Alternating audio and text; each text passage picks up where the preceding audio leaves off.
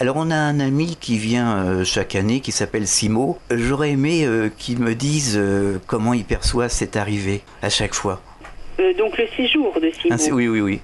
Alors, ce que m'exprime Sirius, je n'ai pas d'opinion personnelle évidemment, Simo est un être qui a une odeur étrange. Voilà la première chose qui marque Sirius, c'est l'odeur de Simo. Alors peut-être l'odeur de ses vêtements, ça peut être aussi l'odeur d'un parfum qu'il porte, l'odeur une odeur d'origine alimentaire. Peut-être que c'est quelqu'un qui mange, je ne sais pas, beaucoup de curry. Enfin, vous voyez, je ne peux pas identifier quelle est l'odeur dont il s'agit, mais c'est ça qui marque Sirius. Ah d'accord. Parce que j'aurais cru que c'était le comportement de Simo vis-à-vis de Sirius qui l'aurait plutôt inquiété. Alors effectivement, Simo est un être qui est rapide, c'est-à-dire qu'il va parler vite, il va se déplacer rapidement, et il ne va pas forcément être très à l'aise avec les chats. Ouais. Et donc, vous voyez, ce comportement qu'a Simo fait que Sirius se méfie. Oui. Mais ça n'est pas vraiment une antipathie, c'est plus je ne sais pas ce qu'il va faire dans la seconde qui suit, donc je dois faire attention. Tout à fait. Alors donc pour le curry, Simo vit au Maroc, il mange beaucoup de curry, beaucoup d'épices, comme tous les gens du Maroc. Je ne suis pas très forte en cuisine, donc je ne sais pas quelle est cette odeur. Si. Et puis c'est quelqu'un, Simo, qui est très très propre, c'est-à-dire qu'il utilise effectivement du parfum. C'est ça. Et donc, pour Sirius, ça n'est pas désagréable, je ne veux pas dire que c'est une mauvaise odeur, mais c'est une odeur interpellante. C'est une odeur qui n'existe pas dans son environnement et qui est assez présente malgré tout. Et il adore les chats, mais le problème, c'est qu'il est assez agité. Voilà, il fait beaucoup de bruit, il s'amuse avec eux, mais d'une façon assez désordonnée. Et Sirius, essaye de se cacher à tout prix, Voilà, il se méfie. Voilà. Il n'a pas envie qu'il lui arrive malheur, on va dire.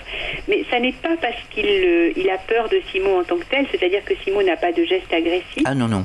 Ça, Sirius l'a très bien compris. Mais malgré tout, Sirius ne sait pas quelle va être la prochaine invention imprévisible de Simo, on va dire. Tout à fait. C'est tout à fait ça. Alors, est-ce que vous souhaitez que je demande à Sirius ce qu'il aimerait, lui, exprimer ? Oui, absolument. Enfin, je le fais toujours dans une session, évidemment. Et parfois, les animaux ont des choses importantes qui n'ont pas l'occasion d'exprimer. C'est ma possibilité de répondre. Alors, Sirius, est-ce que tu voudrais exprimer quelque chose à ton compagnon humain ? Alors, c'est très intéressant parce que l'information que je reçois, voyez-vous, n'a rien à voir avec cette conversation que nous venons d'avoir, qui est au niveau du quotidien. Sirius me montre maintenant comme une caverne, vous savez, ces civilisations troglodytiques qui vont dans la profondeur. Et donc l'important dans cette information visuelle qu'il me communique, c'est la notion de profondeur.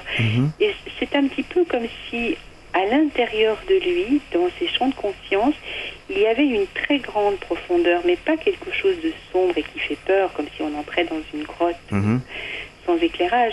Quelque chose qui, au contraire, est très beau et très connu de lui, très bien habité. Et en fait, ce qu'il m'exprime à votre égard, c'est une invitation. C'est comme s'il espérait, il souhaitait vous montrer son monde intérieur. Et c'est quelque chose de très joli, de très poétique. Enfin, comment vous dire ? Ça n'est pas tiens, j'ai peur d'aller dans cette grotte, viens avec moi. C'est plutôt quelque chose qui, traduit en mots humains, serait j'habite une profondeur magnifique et j'aimerais que tu viennes la visiter. Ah oui. Donc, c'est une invitation d'amitié. Tout à fait. Ouais, et d'estime surtout. Parce que voyez-vous, un chat peut avoir de l'amitié pour un être humain. Mais il n'a pas toujours de l'estime. Et là, il a vraiment de l'estime. Ah oui, non mais c'est vrai que moi j'adore Sirius. Voilà, vous êtes effectivement plus que des amis. Vous êtes des êtres qui avaient quelque chose de profond en commun. Et il vous estime, ce qui est vraiment un très beau cadeau de la part d'un chat.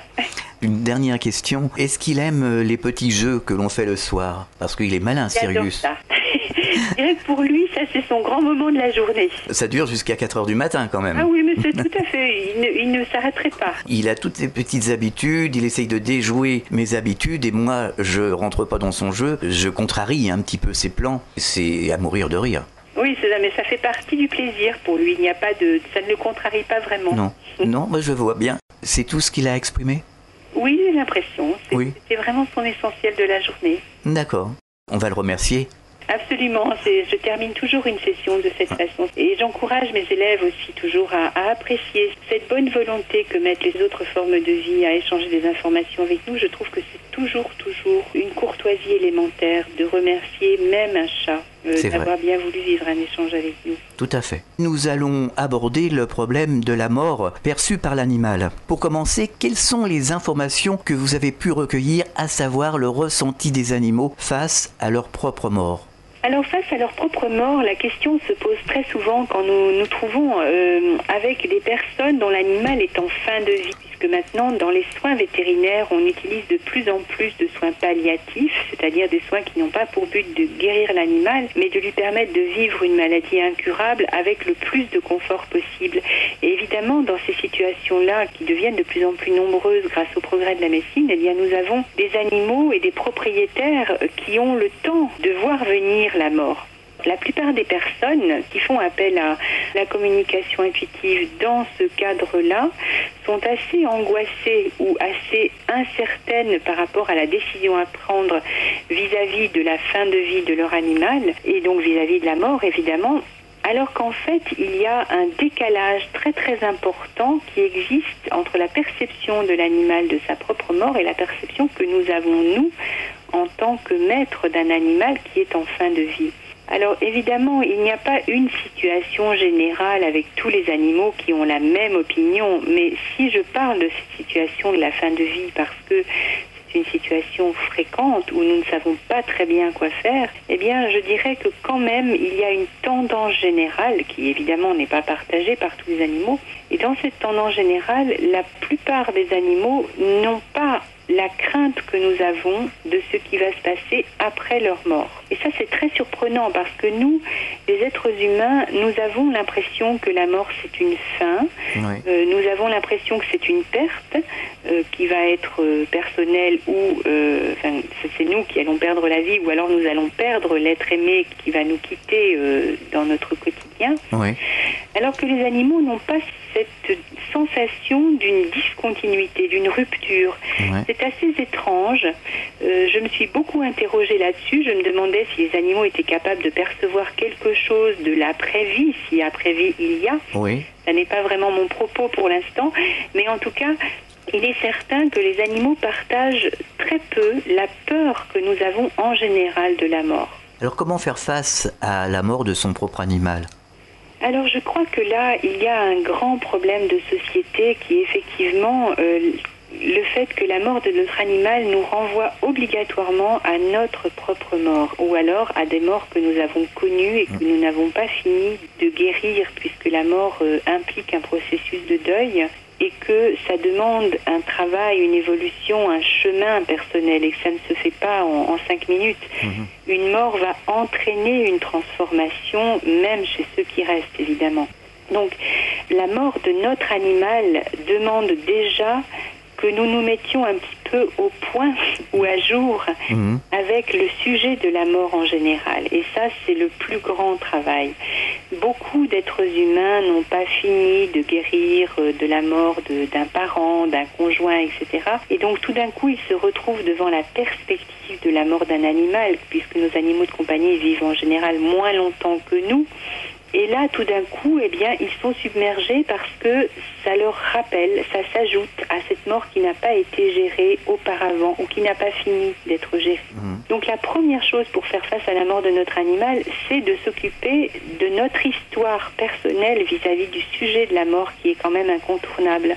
Ensuite, évidemment, le fait que ça soit notre animal qui meurt ou qui soit en train d'arriver à la fin de sa vie ou qu'on retrouve mort sur son trottoir en rentrant du travail quand il s'agit d'un chat qui s'est fait écraser, eh bien, ça a des spécificités particulières. Alors évidemment, ça va dépendre un petit peu de la situation. Je crois que la situation la plus délicate, c'est quand nous devons, en tant qu'être humain, décider de la mort de notre animal. On a un chien qui a un cancer.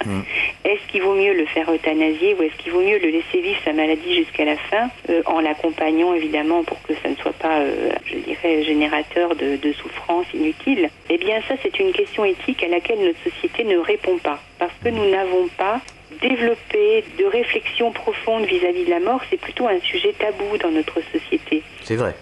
Et donc, quand nous nous trouvons devant cette situation concrètement chez nous, à devoir gérer ça, parfois en couple, parfois seul, eh bien, c'est très difficile parce qu'il n'y a pas d'interlocuteur spécialisé. Pour la mort d'un être humain, eh bien, il va y avoir le corps médical avec éventuellement des accompagnants, des psychologues, etc. Dans le domaine de l'animal, certains vétérinaires vont être capables d'avoir un dialogue avec les propriétaires vis-à-vis de ce sujet.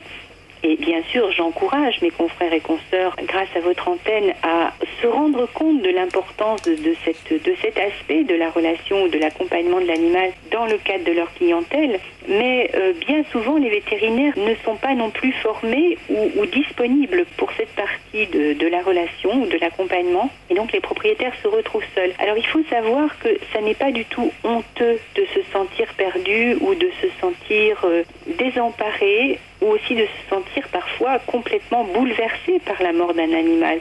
Il y a beaucoup de personnes qui connaissent cette situation dans leur vie et qui n'osent pas en parler parce qu'elles ont peur d'être ridiculisées. C'est vraiment très dommage. C'est vrai. Il y a en Suisse, par exemple, une consoeur qui a créé des groupes de parole pour les propriétaires qui ont des animaux en fin de vie ou qui ont déjà passé le cap de la mort, pour que des personnes puissent en parler entre eux avec un accompagnement, et je trouve que ce genre de choses est très nécessaire.